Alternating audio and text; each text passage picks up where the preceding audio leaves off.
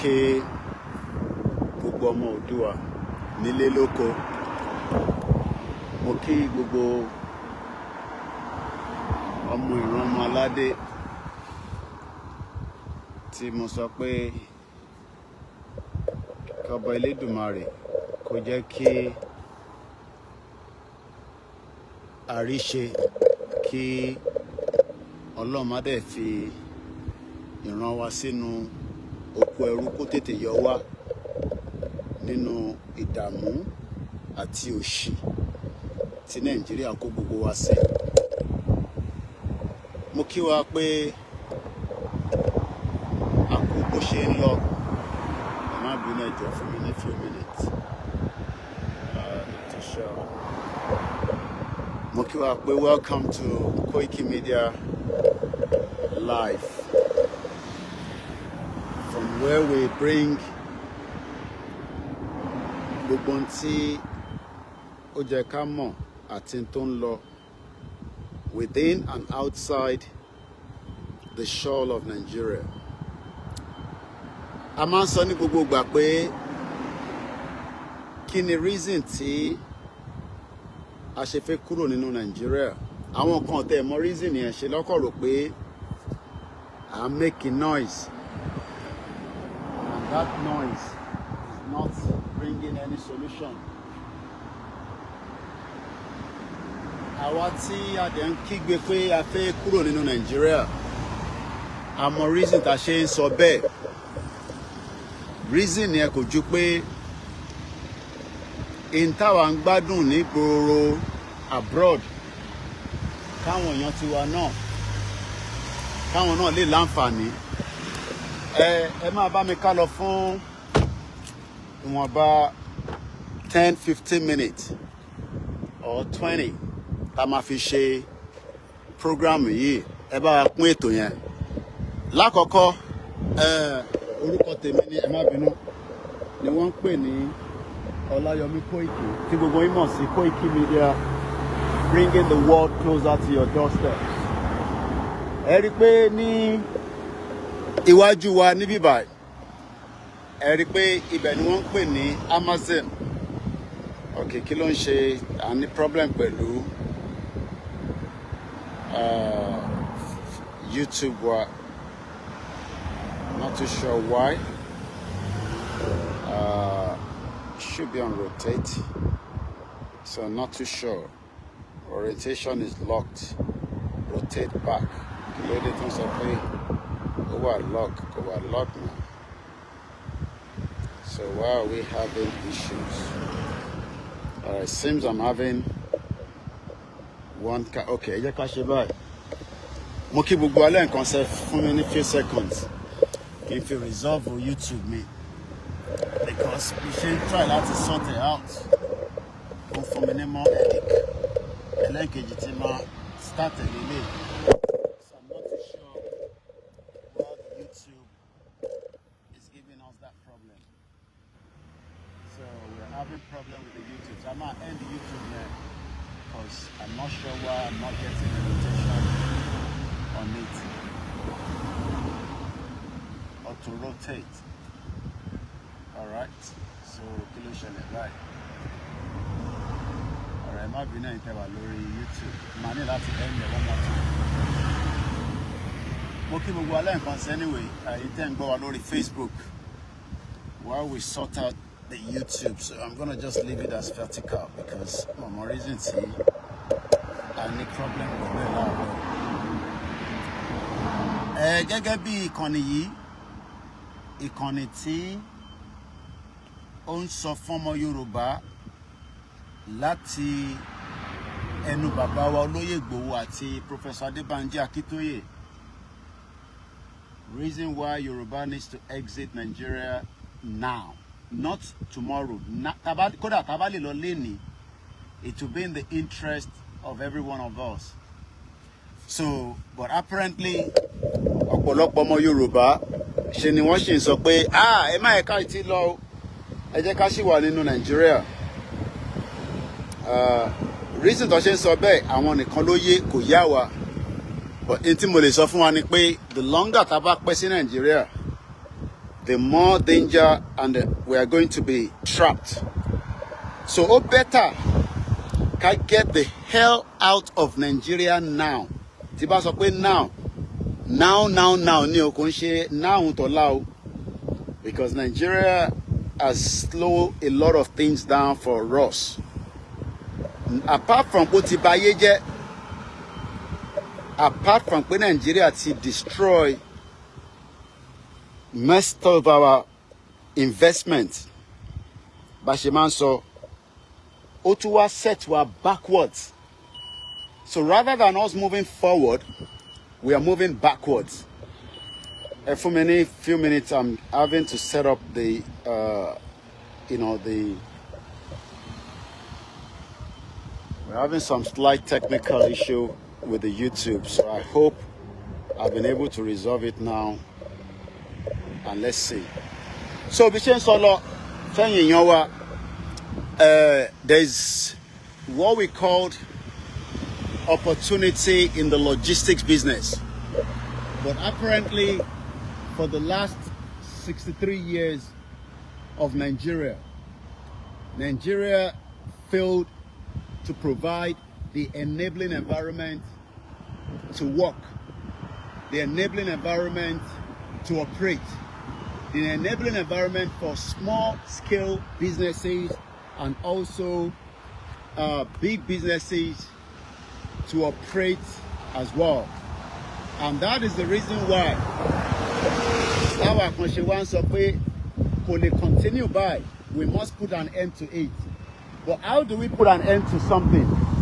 Is by creating and making sure that many of our people understand what we are talking about. Because if you don't understand what we are talking about, there will be conflict of interest between us and you. But the fact that some of us have refused to accept that we should remain Nigerian, and most of these are, self-employed. Every single one of them are self-employed, and they are heading into the Amazon headquarters. Truck parking, that's Amazon. We will take you there. We also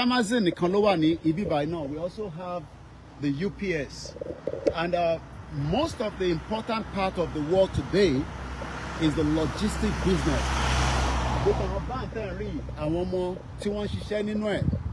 They are operating as a self-employed, including this one that is coming right now. This particular truck. It is the same thing as well. And we need to understand that if we do not allow Nigeria to dissolve today, tomorrow is ready for working safely day. There will not be the enabling environment to work because Nigeria kept every one of us backwards. And for me, 1 minute, I need to set up something quickly. You see me, I'm having a bit of technical, internet issues. So what I'm trying to explain is that many of us today that we are campaigning, that's a nice music. Many of us that are campaigners of the Yòrùbá nation today, we are campaigning because we are concerned of the future that will be left. The future that many of our people might not be able to enjoy, and that is why we are saying no. We must put an end to end Nigeria now. I gotta end it now, because Nigeria has kept every single of us. That shit old country has done damage to many of us. And that is the reason why we are now saying we can't continue like that. Let's put an end to it. So the purpose of this broadcast is to highlight the importance of the enabling environment. Amazon, one low share delivery, but each one of them are making their way for what they called a delivery service. And a delivery service that will end up bringing, I will take you down there in a minute. But Tawa so far won yan wa pé ẹ jẹ́ ká jọ pull out kúrò ní Nigeria. Intense on ni pé ẹ fẹ́ wà nínú the enabling environment tó ṣiṣẹ́. So what I don't understand is, why do you want to remain in the enabling environment that is not working when there is a better environment that we can work? And kí ni environment yẹn? Ilẹ̀ Yorùbá. Ilẹ̀ Yorùbá gangan ní ibi tí adùn wà. But orúkọ tá gbélé lórí tó ń pè ní Nàìjíríà yẹn, that shit hole. Ṣé rí gbogbo àwọn van tó ń lọ yìí? Each one of them, bó ṣe ń lọ yìí nísìn, each one of them are coming out from this building. And that means that they are making their way for what we called a delivery parcel.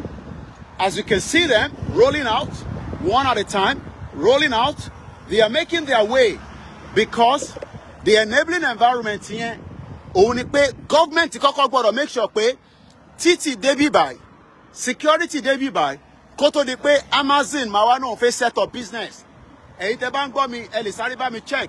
Kí ni total population of the employers tí Amazon employ? This is for the UPS, okay? And even the whole district. Ó dàbí ìgbà tí yàn bá ń wo ọ̀nà Olúmọ Rock, ọ̀nà Ondo State, ọ̀nà Èkìtì, Ọ̀ṣun. Bí igbó náà ṣe wà níbí báyìí tẹ́lẹ̀, kó tó di pé wọ́n wá converted sí the business environment. Àwọn tí wọ́n converted, wọ́n mọ̀ pé gbogbo district yìí, gbogbo agbègbè yìí, everybody would enjoy it. Now, Amazon máa wá máa san tax fún government. Nínú tax yẹn ló máa wá san 50,000 naira, equivalent of £26.90. Bí ṣe sọ fún yín lórí show lánàá, fún àwọn ọmọ tó ń gba child benefit. Táwọn ọmọ yẹn náà bá wá ṣe tán tó lọ sí university, wọ́n expect pé nílùú yìí ọmọ kọ̀ọ̀kan gbọ́dọ̀ jáde ní university ó pẹ́ jù by the age of 21. Tóun náà bá ti wá ṣe tán, wá dá padà sí employment. Òun náà máa ṣiṣẹ́ yàtọ̀ sí tó bá ní physical challenge, yàtọ̀ sí tó bá ní disability, àbí tí nǹkankan bá ṣẹlẹ̀ sí. Àwọn yẹn ni wọ́n ní máa ṣiṣẹ́, àwọn yẹn ni wọ́n máa gba disability allowances. Àwọn ọmọ yẹn nísìn, àwọn ilé nísìn náà, these are probably aircraft, don't wait till, I don't know what they are doing, they are on training, but you can see it up there because the airport is not too far from here as well. Mo wá ń bi ọmọ Yorùbá lẹ́ni, why are we triple DRS? So as I speak to us today, mo lo glasses mi mori 75,000 workers. Lára àwọn workers Amazon, òun ni gbogbo àwọn mọ́tò tó ń jáde. Ọ̀tọ̀ làwọn tó ń ṣiṣẹ́ nínú ilé, ọ̀tọ̀ làwọn tó máa lọ ṣe delivery, ọ̀tọ̀ ní different role tó olúkálùkù máa play. Olúkálùkù tó wá ń play role yẹn, wọ́n gbọ́dọ̀ wá san salary fún. Ni weekly ni monthly ni. Most of these drivers, some of them are self-employed. So in TMI ni pé wọ́n máa san tax from government at every year. Pé eye táwọn pa lélẹ̀. Mo wá ń bi ọmọ Yorùbá again. Kí ló dé tí a ṣe ń prove difficult láti lè get message pé ìran Yorùbá náà ní ilẹ̀. Kò síbi kankan tí kò kódà Èkó gan tán ní wọ́n fẹ́ gba Èkó mọ́ yín lọ́wọ́. Àwọn ọmọ Ìgbò máa gbé kó mọ́ wa lọ́wọ́, ilẹ̀ sì wà níbẹ̀. Ilẹ̀ wà ní Ogun State, ilẹ̀ wà ní gbogbo Ọ̀yọ́ State, 33 local government. Kí ló dé tá ní Amazon ní each of the states tó máa wá ṣe logistics? Number one, kò sí security ní Nigeria. Ìlú tí kò bá dẹ̀ ti sí security, the businesses that wants to come there, wọ́n gbọ́dọ̀ factor pé àwọn ẹrù táwọn èèyàn lọ ń deliver ṣé wọ́n ní máa jí mọ́ wọn lọ́wọ́. These are the questions that we are asking our people. These are the reasons why we are shouting on a daily basis. Kò ń ṣe pé a kàn jáde láti máa sọ fẹ́yìn tẹ́ wà ń lé pé ọ̀lẹ ni yín. Intan sọ ni pé Nigeria ti create environment tí kò jẹ́ ká lè jẹ́ èèyàn. And the more tá bá wà nínú Nigeria, the more tá bá ń sọ pé Nigeria la fẹ́ wà, the more nìyà máa jẹ wá. Ìyẹn mo ṣe sọ pé àti ṣoríire wa nínú Nigeria ó wà diminished. Ó wà very diminished. Àfi tá bá jọ ṣe kíni, tá bá jọ fọwọ́ kún bàbá Akíntóyè, tá bá jọ fọwọ́ kún olóyè Ìgbòho, àti YSDM tó ń pè ní Yorùbá Self-Determination Movement àti Yorùbá World Media àti home-based media àti all the independent media. But kí ẹ wá jókòó sílé kí wọ́n máa sọ fún yín pé Kàdóso torí ẹ̀ ti gbálẹ̀, àwọn ọmọ Yorùbá torí ẹ̀ gbálẹ̀ tán náà fẹ́ fix Nàìjíríà, àwọn ò ṣe padà kí gbogbo wa jọ lọ ṣe Yorùbá country ká wá lọ lo brain power wọn, because tí Tinubu bá set up gbogbo tí ó yẹ kó set up tí economy run after tí Tinubu bá lọ kí ló máa ṣẹlẹ̀? Question nìyẹn ẹ ti dá mi lóhùn ẹ̀yin ọmọ APC tẹ́ ń bẹ ní UK tẹ́ ń bẹ l'Amẹ́ríkà tẹ́ wà ní Europe tó jẹ́ pé gbogbo yín náà púpọ̀ nù yín náà iṣẹ́ Amazon lẹ́ ṣe, nínú owó Amazon lẹ́ fi ń sẹ́ndẹ̀ sáwọn èèyàn nílé, tẹ́ bá wá lọ ṣọlidé ẹ fẹ́ wá wà ẹ fẹ́ máa ṣègbéraga fáwọn tó wà nílé. Ẹ dẹ̀ mọ̀ pé tí Tinubu bá lọ tó bá set up gbogbo economic formula bí Buhari àti Yẹmí Ọ̀sínbàjò, because for 8 years ni Buhari àti Yẹmí Ọ̀sínbàjò a mọ̀ pé Buhari darandaran ni àwọn málà ni wọ́n màálù ni wọ́n, but Yẹmí Ọ̀sínbàjò kí ni the end result?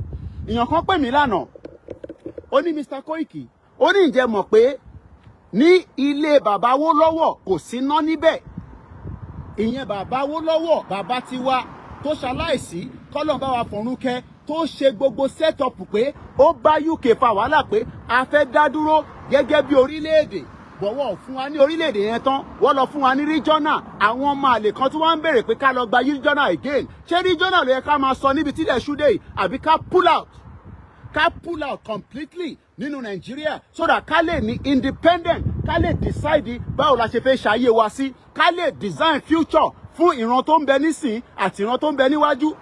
But for the fact that many of you think that we are joking, mo ní èmi ni máa yọ Nàìjíríà kúrò lẹ́mìí ẹ̀yin ọmọ Yorùbá nítorí pé olórí burúkú ni Nàìjíríà tí àwọn Britain wọ́n set up fún wa torí pé wọ́n mọ̀ pé ìran tiwa ìran ọmọ aládé tí kò gbọdọ̀ jìyà ni. Ṣọwárí gbogbo nǹkan sọ yìí kò ń ṣe in tí kò lè ṣeé ṣe. Wọ́n máa ní wọ́n ṣe títì, wọn ò ní ṣe drainage. Tẹ́ bá padà lọ síbẹ̀ ní another 6 months tójò bá ti rọ̀ gbogbo ẹ̀ máa wash away. We need to now wake up. Enough is enough. A kì í lu bàtà bárin àbí bákan ni ẹ bá ń parẹ́ owó yẹn. A ní àṣẹ Nàìjíríà mọ́ àjọṣepọ̀ àwa àti Nàìjíríà ó ti mẹ́hẹ. Enough is enough. And when we look at all this, now another pack lélẹ̀ kò sí màálù tó ń káàkiri. Nàìjíríà lẹ ti máa gbé màálù tó máa lọ tó máa bọ̀ tó máa jẹ oko lóko. A dẹ̀ ń sọ pé kò gbọdọ̀ rí bẹ́ẹ̀. Kò ń ṣe bó ṣe láti rí nìyẹn. We need to now have a dialogue. Kò tí late láti ṣe dialogue. Alùbàtà kì í dárin ẹ ṣe gan ẹ̀gbọ́n mi triple DRS. Bí àwọn èèyàn ṣe lọ síbi iṣẹ́ ẹnu iṣẹ́ kan lèmi náà wà báyìí. Ìyẹn lọ ṣe ń pè mo ní a máa gbé yín káàkiri different location. A máa foríṣiríṣi nǹkan wọ̀nyí nítorí pé ó dà ń pé tẹ́ bá wà nínú ilé tá bá wà nínú ilé tá bá ń ṣètò. Now solar lélẹ̀ nísìn iṣẹ́ tó ń ṣe Ọlọ́run nìkan ló mọ̀. Ìtẹ́lẹ̀ yìí ṣe nísìn iṣẹ́ tí kìíní yìí ṣe nísìn àfi tíyàn bá lọ study ẹ̀ lèèyàn lè understand. Ó lè jẹ́ fún láti fi clear air ni, ó lè jẹ́ fún I don't know. And ìlú tí ó wà for 64 years fún wa ní iná. Ẹ refuse láti fún gbogbo ọmọ Yorùbá ní electricity láti lè fi ṣiṣẹ́. Ǹjẹ́ àwọn ilé lè máa operate lórí diesel? Ǹjẹ́ Amazon lè máa operate lórí diesel? Ǹjẹ́ UPS lè máa operate lórí diesel? Ǹjẹ́ business yẹn ó máa lè sustain for how long? 75,000 workers. Arábìnrin tẹ̀rín tó fẹ́ jáde lára àwọn self-employed ni òun ò gba mọ́tò Amazon vanity ẹ̀ ló fi ń ṣiṣẹ́. Ó máa ní insurance lórí ẹ̀. Ó máa ní goods insurance, transit insurance. Gbogbo àwọn ilé tó ń lọ nísìn ẹrù ti wà nú ẹ̀. Wọ́n wá lọ deliver gbogbo ẹ̀yin tẹ́ wà ní UK ní England precisely. Ẹ̀yin náà máa ń gba parcel lọ́wọ́ Amazon. Now ǹjẹ́ èmi àti yín lè sọ fún Amazon pé ká wá lọ set up logistics sí Ìjẹ̀bú Òde? Ǹjẹ́ a lè ní ká lọ set up logistics sí Ọ̀ṣun State? Àwọn kan á máa ní and Rome was not built in one day. Nigeria is the impediment to our problem. Òun gangan ni problem wa. And until taba pull out, la máa lè rí àṣírí pé òun ni kò jẹ́ ká ṣoríire látijọ́ yìí. Gbogbo mọ́tò tẹ́rin tó ń jáde, gbogbo wọn tó ṣe ń jáde lẹ́yẹ kankan, iṣẹ́ lọ́lọ́ ń ṣe. ó wá ní owó tó ń gbà nítorí pé for every parcel tẹ́ bá post ní UK ó ní owó tó máa san tó bá fẹ́ fast ó wà tó bá fẹ́ slow ó wà but guarantee ni pé tó bá ti send the parcel yìí ó gbọ́dọ̀ délé ẹ wá gbogbo mọ́tò ẹ̀ bọ́ ṣe ń jáde 75,000 ó wá lọ káàkiri bẹ́ẹ̀ àwọn sọ fún àwọn èèyàn wa pé ṣé kò ń ṣe pé wọ́n ti fi èdì wọ́n ti fi mú àwọn ọmọ Yorùbá ẹ má believe àwọn olóṣèlú olórí burúkú ni wọ́n fi ṣe máa ń sọ they are born bastard ni wọ́n mọ̀ pé kí ló wà ń bẹ̀ pé ká set up factory ní factory ẹ wọ́n expect ẹ̀yin tẹ́ ní factory àwọn workers kan ló ń wọ ẹ̀yìn wọ́n ti lọ on short break wọ́n ti ń wọlé padà lọ ìyẹn àwọn ti UPS workers ẹ̀yin tí ní factory kí lẹ expect kí ni expectation yín pé foreign reserve yìí máa lọ sókè because ìlú tí kò ní factory tó ń generate nothing generate nothing àfi ká máa generate religion nìkan religion ò dẹ̀ ń ṣe tó lè fúnyàn lówó ó máa fún àwọn tó ní iléeṣẹ́ yẹn lówó ni religion kan ló jẹ́ kó employ àwọn èèyàn I need the private investors tó máa wá sílẹ̀ Yorùbá wọn ò ní wá sí Nàìjíríà o ìyẹn ló ṣe exit Nàìjíríà ní kíákíá nígbà tó ti fi Nàìjíríà kò kó ọbẹ̀ wọn lóòótọ́ àwọn kan sì ń ṣe business nínú Nàìjíríà àwọn bí olè àwọn ọmọ Ṣèyí Tinubu àwọn family Tinubu tó lọ ń blend epo wa epo Nàìjíríà wọ́n ń gbé lọ sí Malta tó jẹ́ pé gbogbo population Malta is just under 500,000 and this is the reason why that this platform ó gbọ́dọ̀ máa dún lójoojúmọ́ láti máa ṣe education and awareness fún gbogbo wa àtèmi àtiwọ́. And we will not stop. We will continue until the de-amalgamation of Nigeria. Tó bá wá dúró pé Britain, ló máa wá resolve problem tó wà nílẹ̀. Ọmọ bàbá Akíntóyè àti Ìgbòho àti Ọ̀túnba Démọ́lá nínú YSDM àti bàbá àwọn ìyá àwa lájọ máa resolve ẹ̀. Tá bá ń dúró de Tinubu pé kó wá fún wa ní Yorùbá nation, ibi tá máa wà tá máa takú sí nìyẹn o Ọlọ́run jẹ́ àtakú sójú kan o Tinubu ò ní fún yín ní Yorùbá nation o ẹ gbọ́ mi dáadáa Sanwó-Olú ò ní fún yín ní Yorùbá nation o Dàpọ̀ Abíọ́dún ò ní fún yín ní Yorùbá nation o Ṣèyí Mákindé Akérédolú yẹn ti lọ tiẹ̀ ìyẹn ti bá tiẹ̀ lọ Adeleke ìyẹn tẹ̀ ti ta Ọ̀ṣun and this is the reason why Yoruba people wake up. Enough is Nigeria is sitting on bá ń parí ẹ̀ lágbára àwọn tó láyé tó lọ́run bá ṣe fẹ́ kúrò níbí báyìí lẹ́nìí iléeṣẹ́ máa dé sílẹ̀ Yorùbá àwa náà máa ní iléeṣẹ́ tiwa tí wọ́n máa pè ní Oòduà investment kò ń ṣe ìtàn ṣe lọ́wọ́lọ́wọ́ nísìnyí jẹgúrújẹrá àwa náà máa ní tiwa tó máa pè ní atẹ́gùn fẹ́ ni bó ṣe lẹ́lẹ́ náà ó yẹ kó máa fẹ́ náà ni lẹ́lẹ́lẹ́lẹ́ ni mò ń bọ̀ ẹ jẹ́ ká ṣe báyìí lẹ́lẹ́lẹ́lẹ́ ló máa fẹ́ bó ṣe máa fẹ́ náà nìyẹn ó gbọ́dọ̀ máa fẹ́ ni ọjọ́ kan ń bẹ tí flag Yorùbá náà máa fẹ́ káàkiri gbogbo àgbáyé tí a máa wà represented as a Yorùbá country not as Nigeria torí pé kò sẹ́nì kankan tó ń jẹ́ Nigeria crime scene òun ni Nigeria crime scene tẹ́ bá ń gbọ́ bàbá ńlá crime scene òun ni Nàìjíríà ìlú àwọn mùjẹmùjẹ ìlú àwọn olè tó jẹ́ pé tara wọn nìkan àtàwọn fámìlì wọn àtàwọn mọ̀lẹ́bí wọn kó máa ṣe pàtí kó máa gbówó wá sí London kó máa gbé lọ Amẹ́ríkà gbogbo wọn lọ ní shares wọ́n ti ra shares gbogbo àwọn company gbogbo àwọn ilé wọ́n ní shares wọ́n máa tẹ̀ sí gbogbo wa lójú and this is the reason why naira account wo lẹ need ṣé tí wọ́n ní ká máa sanwó sí send message sí mi so kò ń ṣe ta lè pè jáde tó bá jẹ́ pé ìtàn ní ká máa sanwó sí ìyẹn 120 wa ẹ pè mí lẹ́yìn máa fún yín so ẹ̀yin èèyàn wa Saheed Balogun mo kí gbogbo alẹ́ nǹkan sí it's just a quick one pé kákọ̀ tún sọ fún yín pé bó ṣe ń lọ níbí bẹ́ẹ̀ náà ló ń lọ ní gbogbo agbègbè kankan níbi tó ń pè ní UK máa jẹ́ káwọn tó wà ní abroad ṣọlá àwọn tó wà lábroad yẹn tó bá ń sọ fún ẹ pé má dá Koiki lóhùn o kò níṣẹ́ níṣẹ́ bọ̀ ẹ sọ fáwọn náà pé kó relocate kó máa bọ̀ Nàìjíríà kẹjọ máa gbé Nàìjíríà pé kó kúrò ní UK tó wà kó kúrò ní Europe tó wà kó kúrò ní America tó wà kó wá relocate kí gbogbo yín jọ máa wá gbé ní Nàìjíríà yẹn bóyá wọ́n lè gbé níbẹ̀ for 6 months bẹ́ẹ̀ ṣe ń struggle lójoojúmọ́. Ọmọ Yorùbá ò kì í ṣọ̀lẹ. Nàìjíríà ló kó wa sínú ìdààmú tí a fẹ́ yọra wa kúrò nínú ẹ̀, and self-determination kò kì í ṣe pé à ń bá ìjọba jà. It is not a crime, it is our fundamental human right pé a ṣe Nàìjíríà mọ́, but ọ̀nà wo la máa fi lọ, ọ̀nà wo la máa gbà, a máa create awareness. Tá bá wá create awareness tán, a máa béèrè fún diplomacy. Tá bá béèrè fún diplomacy, a wá béèrè fún rally. Àwa kọ́ la fẹ́ jáde nísìn, àmọ́ àwọn tó fẹ́ jáde wọ́n ní every right, torí pé wọ́n sì ń sọ pé ọmọ Nàìjíríà ni wọ́n. Àwọ̀ end the bad government, end Nàìjíríà làwa dúró lé. Àmọ́ lórí platform tiwa tó ń pè ní Koiki, gbogbo ẹni tó bá fẹ́ jáde ní láti bíjọ́ méjì síta tó ń bọ̀ wíìkì yìí ló máa mú gbogbo ẹ̀ wá. Ọlọ́run á kó gbogbo wa yọ. Ó ń bọ̀ àwọn làǹdẹ̀ ó ti dé tán. In tó bá máa ṣẹlẹ̀ ní Nàìjíríà òun ni kó ṣẹlẹ̀. There is no doubt about it. Koikimedia bringing the world closer to your doorstep. Èní ní 29 àbí kí ni time nísìn? Aago 12 ṣẹ̀fẹ̀ lù ní. Mo kí gbogbo alẹ́ nǹkan sí. A lè tún pàdé níbòmíì. A tún tẹ̀síwájú lórí ìrìn àjò wa. Koikimedia bringing the world closer to your doorstep. Mo kí gbogbo ẹ̀yin ará àdúgbò yìí. Ẹ máa bèrè pé àdúgbò wo ni? Láàárín Oṣòdì náà ni mo wà. Tó bá ti bèrè lọ́wọ́ MC Olúọmọ, a sọ àdúgbò tí mo wà fún ẹ. Thank you and God bless. God bless Yòrùbá nation. God bless Biafra. God bless the Hausa. And God bless every indigenous people that are going through difficult time in what is known as the fake amalgamation of 1914.